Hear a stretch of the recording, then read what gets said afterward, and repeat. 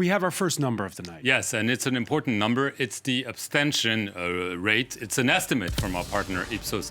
Soprasteria, we're going to watch it. 28%. It's the second highest on record, and it's much higher than it was in 2017.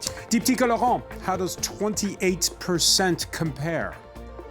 Already in the first round of this presidential election, a very high abstention rate, about 26%, or 1 in 4 voters. And as you just said there, Francois, 28% now in this second round. So almost 1 in 3 voters who've decided to stay away from the polling stations this second round of the elections. The thing is, French abstentionists have really been sending a strong signal to politicians for years, because abstention rates have been on the rise, not just in local and European elections, but also presidential ones. Let's have a look. In 2002, the year that Jacques Chirac was re-elected president, he beat Jean-Marie Le Pen, the far-right leader, but abstention rates were at 20%. In 2007, the year that Nicolas Sarkozy was elected president, well, abstention rates dropped slightly to 16%, but since then it's been on the rise. 2012, the year that François Hollande was elected president, abstention rates were almost at 20%, and in the last round of elections, when Emmanuel Macron was elected president, abstention rates were at 25%, or about 12 million voters who decided they just didn't want to partake in that election. Now, you just have a look at it on this graph here. You'll see really a very high progression in this abstention rate, and it's something that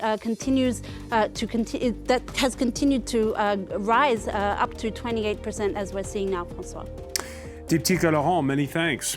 Bruno Cotres, I want to ask you for your first reaction. It's the second highest abstention estimate for now.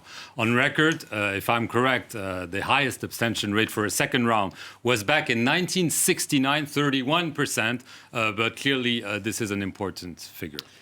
It's a very important figure. It's not only that it is going to be more abstention, but maybe we could also see much more blank votes and nil votes. And actually, if you accumulate all of that, abstention plus blank vote plus nil vote, it could represent quite a lot. Actually, the last time, 5 years ago, already we've got 12 million voters abstaining, 3 million voters actually blank voting, and 1 million nil voting. So actually, it's quite a lot. 5 years ago, it was a third of the French electorate. So who knows, if you recalculate actually the turnout just based on the express vote.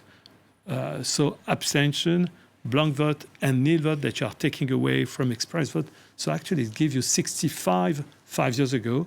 So who knows, maybe that it could be 60, 61, 62 this year of express voting, which actually is a bit problematic and which is actually underlying again the problem of turnout in France, the problem of the way that the French are looking to vote. It's still a civic duty for much of the French citizens, but particularly in the young generation, there is a lot of actually detachment from the act of voting.